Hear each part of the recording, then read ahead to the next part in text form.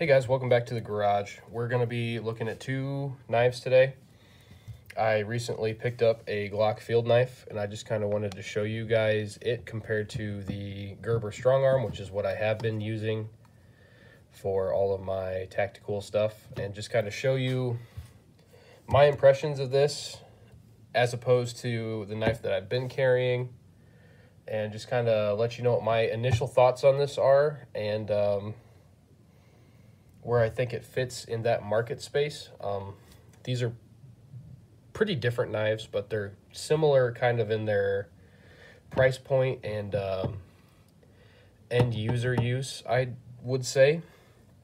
So if you're debating between these two, maybe this video will help you, and you can decide which one is better for you. So we'll start with the Strongarm just because that's what I'm familiar with. This is made by Gerber in Oregon, I want to say. Yeah, Portland, Oregon. Made in the U.S. It's 420 high carbon steel. That's a stainless steel that has a high carbon content, higher than regular stainless steel. So it's not quite as hard as something like this. This is made out of 1095. But they're both hardened steels, and they both hold a good edge. So I guess starting with the Strongarm, this has a MOLLE compatible scabbard. It also has provision for straight belt loop or drop leg. It's also got paracord points, so you can wrap it pretty much wherever you want. I like this because I run it on the front of my plate carrier, and this little MOLLE attachment right here works really good for that. Locks on nice and tight, and it just keeps the knife where I want it. So this has a tension style retention to it, so it's just got this little indent right there, and that just holds the knife in place. It's solid, but just a little bit of force, it'll pop out. There's the blade itself. It's semi-serrated. Nice sharp edge on it because I've been using it. As you can see, this blade has seen a little bit of use. It's got a very thin, very wide grip, which I like a lot. I've got pretty big hands, and it fits pretty well. It's got a little sharp point here on the tang for busting out windows or wrapping paracord. Fits in the hand well. It's a 4 3/4 inch blade, so it's a little stubby for a field knife, but I've been using it, and I like it a lot. Like I said, I really like this scabbard, and there's the Strongarm. I've talked about that before.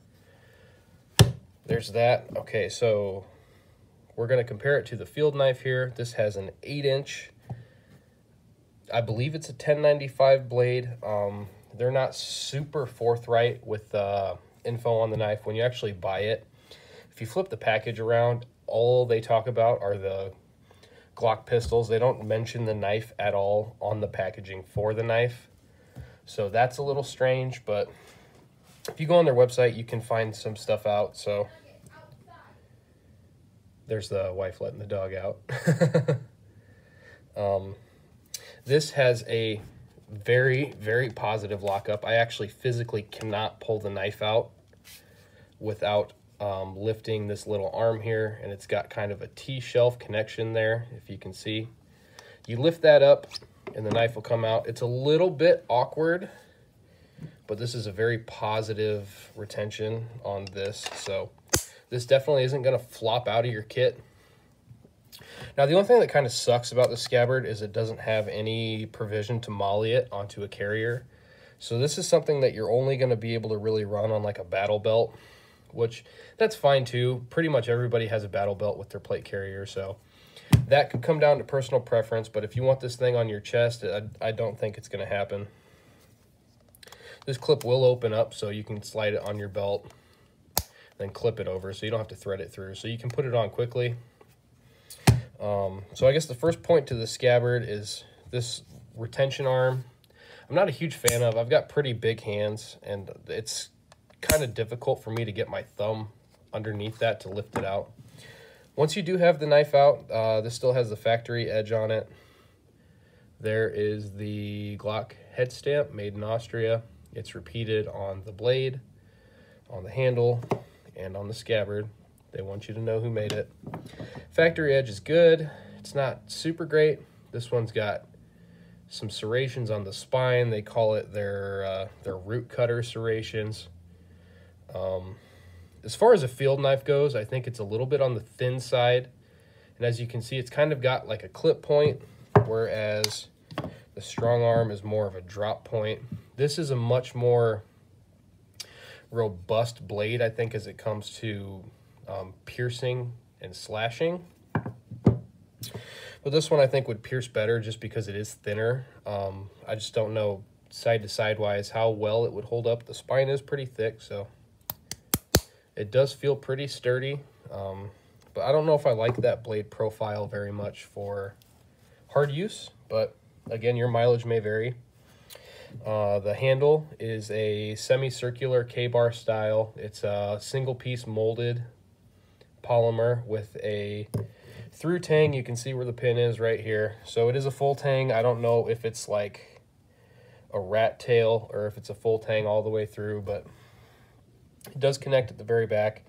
The handle, for if you have big hands, this handle is pretty small though, and it doesn't index super naturally. I think it kind of feels awkward with my hands. So if you have smaller hands, this knife might be better for you, but just keep in mind it does have a smaller grip, and it is kind of slick, so I don't know if your hands were wet or if the knife was wet, how well that would hold up. But yeah, there's that. Initial impressions, obviously I love this knife. I talk about it all the time whenever it comes up. I do like this, but I don't really love it. If you're looking for a dedicated battle belt knife though, and if your hands are a little bit on the smaller side, I think this is a really good option. These at my local FFL in all of the colors and profiles were only selling for 30 bucks. So this is pretty cheap, and I think this is really good value for a $30 knife. The Strongarm, depending when you get it and if it's on sale, you can get these between $50 and $70 depending on the SKU. So these are a little bit more expensive. I think this is a better knife for what I do, but I think they're both great. And then like I said, this is some kind of spring steel, so this is a harder steel. So this will take an edge a little bit better, and it will hold an edge a little bit better. But the 420 on this I've really liked so far. It does dull out, not super quick, but quicker than you might like. But I do like that with a little bit softer steel, you can get really just wicked edges on these, even if you have to sharpen them a little bit more frequently. So there are the two knives for you guys to compare.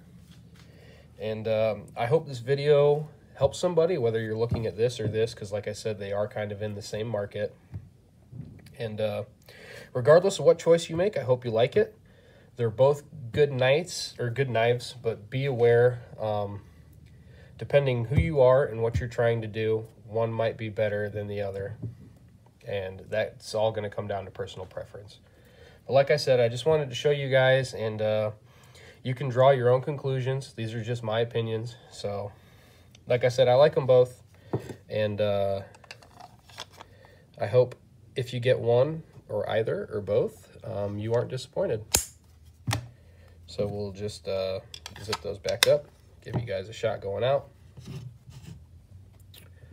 and have a good day, folks.